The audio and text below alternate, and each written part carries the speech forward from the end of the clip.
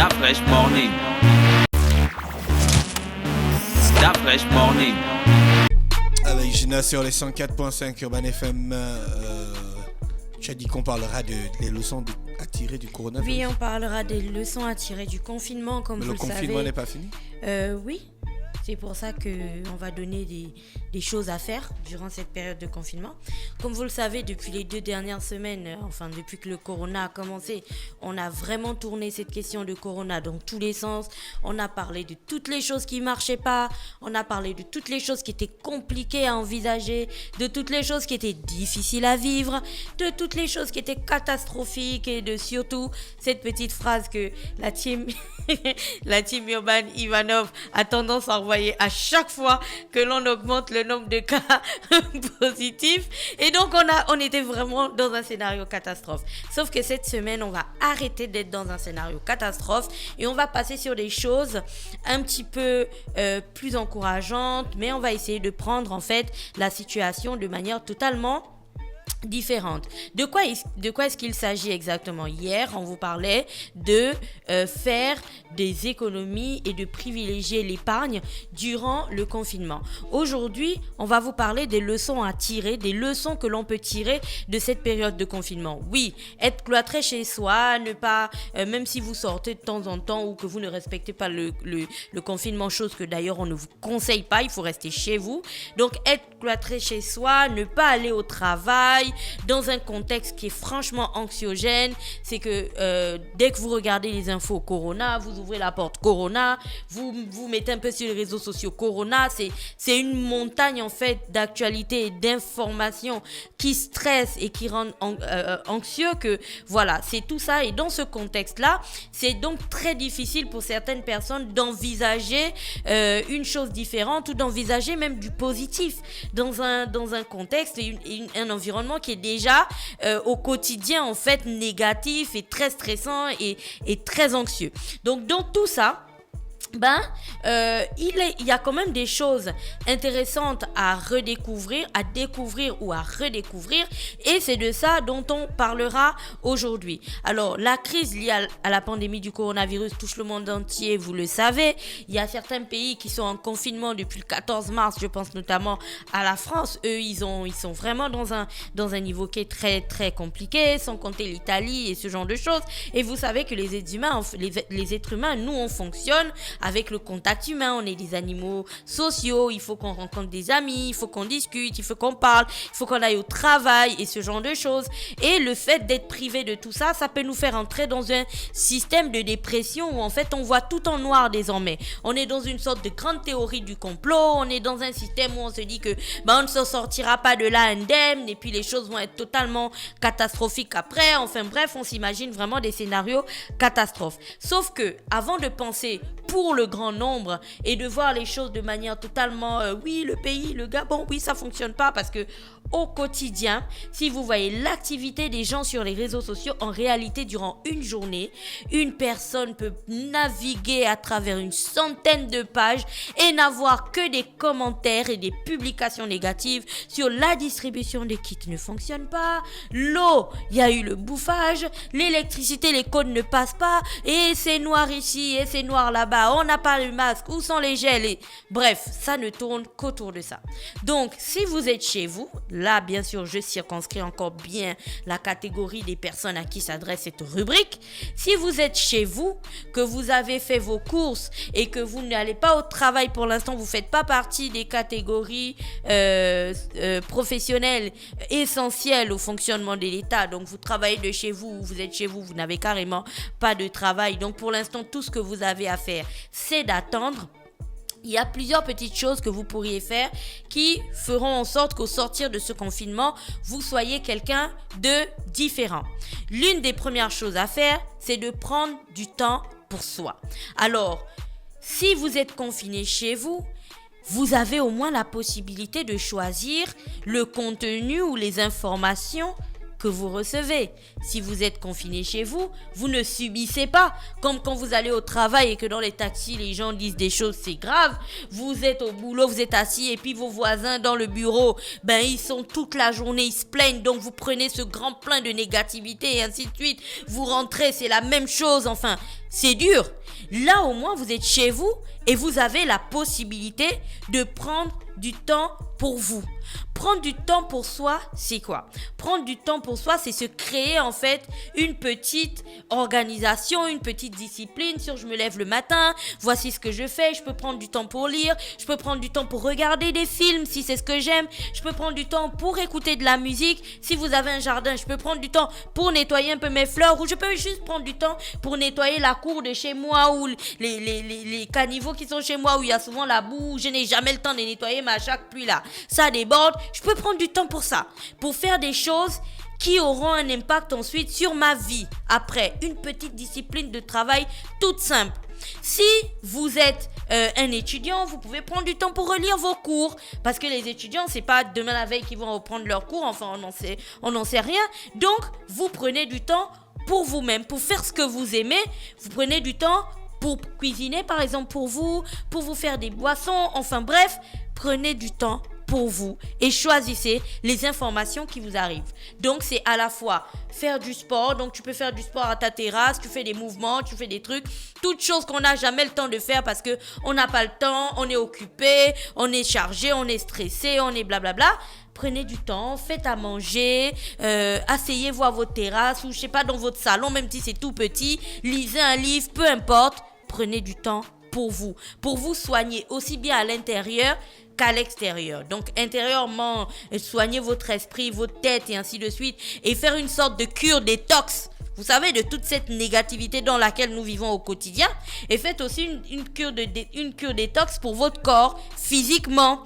Donc, vous pouvez décider de vous déconnecter des réseaux sociaux pendant une période ou de les consommer seulement pendant un laps de temps durant la journée. Genre 1h ou 1h30 ou je sais pas, parler sur WhatsApp avec des amis et leur dire que vous êtes disponible sur WhatsApp de telle heure à telle heure. Mais pas passer toute une journée à être totalement inondé et plongé dans un monde de négativité qui ne vous aiderait pas. Ça, c'est le point 1. Le point numéro 2, c'est revenir à l'essentiel. Alors, en étant tout le temps, comme je disais, parce que c'est ça la base, dans cet univers de négativité et de sombres choses et ainsi de suite, on en oublie presque qu'on est confiné avec sa femme et ses enfants. Et si vous avez regardé l'actualité, partout dans le monde, lorsqu'on a parlé de cette question de confinement, la chose qui revenait le plus, c'est que du coup, les gens auraient du temps pour apprendre à se connaître. Parce que parfois, on vit dans des maisons et puis on ne connaît pas vraiment qui est son mari, on ne connaît pas vraiment qui est sa femme et surtout, on ne connaît même pas ses enfants. On ne sait pas ce qu'ils aiment, on ne sait pas ce qu'ils font à l'école, on ne sait pas comment ils s'en sortent dans la vie, on ne sait pas comment ils évoluent, on ne connaît pas leur comportement. Parce qu'étant donné que chacun va vaquer à ses occupations lorsque tout va bien, on ne se retrouve que le soir pendant 1-2 heures, on a le temps de manger, de demander rapidement qu'est-ce qui s'est passé à l'école. Et en toute honnêteté, la plupart du temps, on n'entend même pas ce qu'ils disent. On pose juste la question pour que ce soit, voilà, c'est officiel. Et puis on comprend même pas ce qu'ils sont en train de raconter. Et puis on fait genre, ok. Mais en réalité, on s'en fout. Or là, vous avez du temps pour vous poser, pour passer du temps avec votre femme et vos enfants. Peut-être que vous découvrirez qu'il y a des choses chez eux que vous ne connaissiez pas ou qui vous énervaient. Et c'est l'occasion de rectifier le tir, de redresser l'éducation de vos enfants. Peut-être qu'il y a des choses que vos enfants font à l'école ou je sais pas, peut-être qu'ils sont harcelés à l'école. Peut-être que votre enfant est en train de devenir un enfant un petit peu traumatisé à l'école, donc il se renferme sur lui-même. Peut-être que votre fille a zéro confiance en elle ou que votre petit garçon, étant donné que votre petit adolescent, étant donné qu'il a plein de boutons sur le visage et qu'il essaie de draguer les filles, lui aussi on le repousse, donc il a zéro confiance en lui. Oui, ça commence dans l'adolescence. Il a zéro confiance en lui et ce genre de choses. C'est tout ça en fait. Donc vous allez d'une certaine manière vous rapprocher de vos enfants. Vous allez aussi vous rapprocher de vos femmes. Pourquoi est-ce que je pense que cette partie est importante? Parce que ici, on a longtemps fait des rubriques sur la fracture de la cellule familiale. Étant donné que certaines personnes n'avaient pas du temps pour leurs enfants ou faisaient des enfants à gauche, à droite et tout avec lesquels ils vivaient pas du tout, la cellule familiale a été ébranlée d'une certaine manière. Or là, vous avez la possibilité de passer du temps avec ces personnes qui ne vous voient que très très peu dans la journée et vous pouvez leur parler de votre travail. Vous pouvez les influencer positivement. Vous pouvez en même temps faire des activités à la maison ensemble. Vous pouvez faire du ménage ensemble, vous pouvez préparer ensemble, vous pouvez regarder des films ensemble, manger ensemble et surtout là encore, choisissez le contenu que vous envoyez, que vous faites rentrer dans vos maisons. Donc on évite de faire entrer des notes vocales alarmistes et ce genre de choses, des trucs sur WhatsApp qui vous font penser qu'on est dans Apocalypse Now et ce genre de choses. Et puis on choisit vraiment le contenu et on discute même si vos enfants sont loin de vous et tout, on prend du temps, on met en place une sorte de discipline où on se dit que tous les jours à 9h ou tous les jours à 10h on appelle pour savoir comment notre fille a dormi si on vit pas avec sa mère, comment elle a dormi, comment ça va, qu'est-ce qu'elle a prévu de faire aujourd'hui, comment elle va organiser sa journée, ainsi de suite. Ça concourt à donner plus de confiance en fait aux enfants et à les mettre dans un environnement qui est rassurant et qui les aide. Après, il y a l'autre point, c'est celui qui devrait nous permettre à tous de redécouvrir la solidarité. Alors, je suis d'accord avec vous, je fais même partie des premières personnes à crier à tue-tête. Oui, il faut donner les bons aux gens, oui, machin, il faut aider à gauche, il faut aider à droite et blablabla. Je suis tout à fait d'accord avec ça. Sauf que, quand on parle de solidarité, la solidarité n'est pas l'apanage d'une catégorie de personnes. On n'a pas dit qu'en temps de corona, la seule institution ou la seule entité qui devait faire preuve de solidarité, c'est le gouvernement et c'est l'État. Chacun de nous a la possibilité de faire une petite action pour améliorer un tant soit peu la situation des personnes qu'il rencontre ou qui vivent autour de lui. C'est-à-dire qu'au moment où le gouvernement est en train de se débattre avec leurs mesures d'accompagnement et tout ça dans la crise du corona, ils ont des volontaires, ils ont des équipes pour ça. En réalité, si vous n'avez pas été coopté pour être un volontaire ou pour être une personne pour travailler dans cette team-là et ainsi de suite, ça ne vous regarde pas. Donc, concentrez-vous sur vos vies. On évite du coup de se mettre un stress supplémentaire. Maintenant, quand je dis de redécouvrir la solidarité, c'est quoi? Aujourd'hui, tout le monde n'a pas un laissez-passer, par exemple. Tout le monde n'a pas de voiture. Or, vous savez que parfois, vous vivez dans un quartier où il y a 10 habitations ou 10 familles, vous êtes le seul à avoir la voiture. Quand vous allez faire vos courses ou que vous allez au travail ou je ne sais pas parce que vous avez un laissez-passer, ça ne vous coûte rien de demander aux voisins. Peut-être qu'ils ont un problème pour acheter de l'eau. Peut-être qu'ils ont un problème ils ont oublié d'acheter de l'huile ou du riz ou je sais pas. Vous pouvez leur demander que bon, écoutez, moi je vais m'acheter de l'eau. Vous voulez que je vous prenne quelque chose rapidement au centre commercial? Oui, mais ils vous donnent de l'argent, bien entendu. Mais c'est une aide que vous leur apportez, surtout dans les zones où les gens vivent très loin. Il n'y a même pas le goudron, il n'y a pas de taxi pour l'instant. Donc vous pouvez très bien aider vos voisins de cette manière-là. Deuxième point, vous pouvez aussi très bien aider vos voisins quand tu sais qu'il y a des zones dans Libreville où de ce côté-là de la route, il y a l'eau au robinet et de l'autre côté de la route, il n'y a pas d'eau. Et puis vous savez qu'avant, il y avait les systèmes où on achetait de l'eau, où il y a des gens qui venaient avec de grosses cuves et tout ça, où les gens partaient avec des bidons pour aller puiser de l'eau à des endroits qui parfois sont éloignés de leur maison.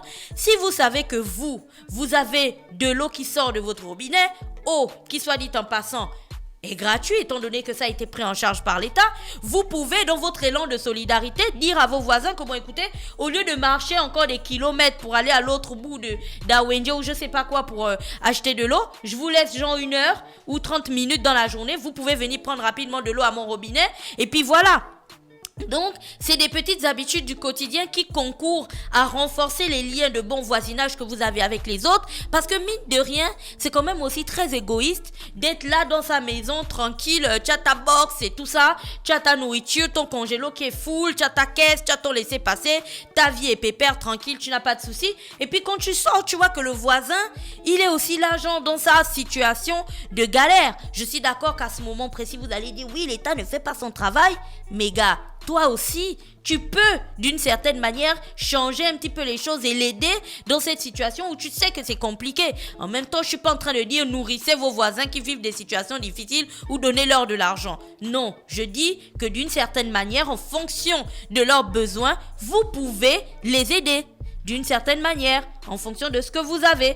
Après, l'autre point qui est important dans cette période de confinement, c'est la possibilité de se réinventer pour le jour d'après. Se réinventer pour le jour d'après. Le jour d'après, d'abord, c'est quoi? C'est l'après-corona, bien sûr. Maintenant, se réinventer pour le jour d'après, c'est quoi? C'est penser ce que l'on veut pour soi. Et surtout, ce que l'on ne veut plus après. On a du temps, on a de l'espace, on est tout seul, donc c'est calme, il n'y a pas de souci, ainsi de suite. Pour les étudiants, on anticipe sur son programme. La plupart du temps, dans les universités ou dans les écoles supérieures, vous savez exactement. Par exemple, vous allez avoir cours de marketing. Premier semestre, marketing mix, marketing de ça et ainsi de suite. Les cours sont stoppés. Vous savez exactement ce qui va arriver après. Rien, ça ne vous coûte rien en fait de prendre les devants et de commencer à lire déjà le contenu sur internet ou je sais pas, sur votre téléphone, de ce qui va arriver. Ça vous permet de prendre de l'avance, de développer encore plus vos compétences et d'être donc prêt lorsque les cours reprendront. Si vous êtes un professionnel, ça ne vous coûte rien. Vous avez Internet chez vous. Pour ceux qui ont Internet chez eux, vous avez Internet chez vous, vous avez des ordinateurs, ainsi de suite. Ok, Netflix, Amazon Prime, Apple TV+, tout ce que vous voulez. Tous les services de streaming en question sont disponibles, il n'y a pas de problème. Mais ça ne vous coûte rien non plus de vous poser, de vous dire, dans mon travail, il y a des endroits où parfois je galère. Peut-être que j'ai envie d'apprendre à faire des montages photos. Peut-être que j'ai envie d'apprendre à faire du montage vidéo. C'est valable aussi pour les entrepreneurs. J'en parle parce que hier, je voyais Laetitia Logo, par exemple, des petits pots de Logoué. Elle doit tout le temps créer des visuels pour vendre ses choses. Et puis, hier, elle a mis des publications. Elle apprenait à faire du montage photo, à détourer elle-même les images de ses confitures, de ses huiles et ainsi de suite. Elle a trouvé un super logiciel qui l'aidait pour ça. Et puis, quand on discutait, elle m'a dit, elle veut aussi apprendre le montage vidéo pour peut-être coller des petites images parce qu'elle a du temps libre. En ce moment, elle n'arrive plus à fabriquer ses confitures comme elle le faisait. Donc, elle prend ce temps-là pour se dire qu'elle va maximiser ou elle va développer d'autres compétences. Une fois que le corona sera terminé et que si avant elle payait par exemple 100 000 ou 50 000 à un gars pour qu'il lui fasse une affiche, pour qu'il lui fasse un montage et ainsi de suite, quand elle aura développé elle-même ses compétences, ça lui fera des économies.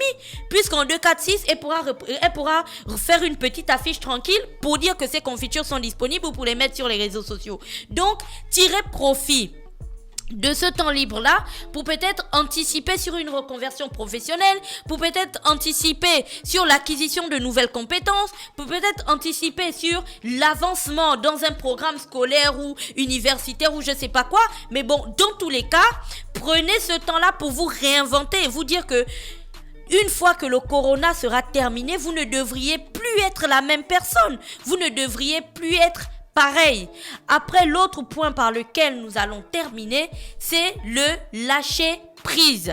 Alors, à un moment donné, il va falloir se poser et puis prendre du temps, comme je disais, pour soi, mais surtout apprendre à lâcher prise. Vous ne pouvez pas au quotidien porter la misère du monde entier sur vos épaules et puis la traîner comme ça. On dirait que c'était vous qui aviez décidé que le corona devait arriver. C'est une question qui est totalement hors de notre portée. La seule chose que nous maîtrisons, ce sont les mesures, les gestes barrières que l'on demande d'appliquer. C'est la seule chose, c'est à ce niveau-là seulement que nous sommes maîtres de si on peut contaminer quelqu'un ou si on peut nous-mêmes être exposés à une contamination. Quand on décide de se laver les mains, quand on décide de faire attention aux endroits où on va, quand on évite les sorties qui sont inutiles et ainsi de suite. Une fois que l'on a intégré tout ça, on prend du temps pour se reconstruire, pour se poser. Parce que la période d'avant Corona, donc quand tout fonctionne bien, il y a le stress du travail, il y a le stress des enfants, il y a le stress des dépenses, il y a tellement de choses, mais on n'a jamais le temps de se poser, de réfléchir sur sa vie. Où est-ce que j'ai envie d'aller? Qu'est-ce que j'ai envie de faire? Est-ce que là où je suis, là, j'ai la bonne organisation? Est-ce que ça fonctionne bien, ainsi de suite? C'est ce moment, l'occasion est idéal pour se poser et puis réfléchir sur sa vie et se dire que si je change les choses de cette manière-là, peut-être que d'ici telle période, j'arriverai là et ainsi de suite. C'est comme si c'était Noël en fait avant l'heure ou le 31 décembre avant l'heure parce que c'est à cette période-là qu'on fait toujours les grandes résolutions. Sauf que là, en plein milieu de l'année, vous avez la possibilité de rectifier le tir. Peut-être que vous ne vous organisez pas bien, peut-être que ce que vous faites en ce moment, vous n'êtes pas sur la bonne lancée, peut-être que vous êtes un entrepreneur et vous avez vraiment perdu du temps sur des choses qui n'étaient pas importantes. Prenez du temps pour faire le bilan, prenez le temps pour lâcher prise sur des choses que vous ne maîtrisez pas et qui ne sont pas de votre ressort et surtout, concentrez-vous sur vous. Voilà. Merci Gina qui était avec nous ce matin sur les 104.5 Urban FM, la station urbaine dans le petit clin d'œil civique. On se retrouve juste derrière. Stop Fresh Morning.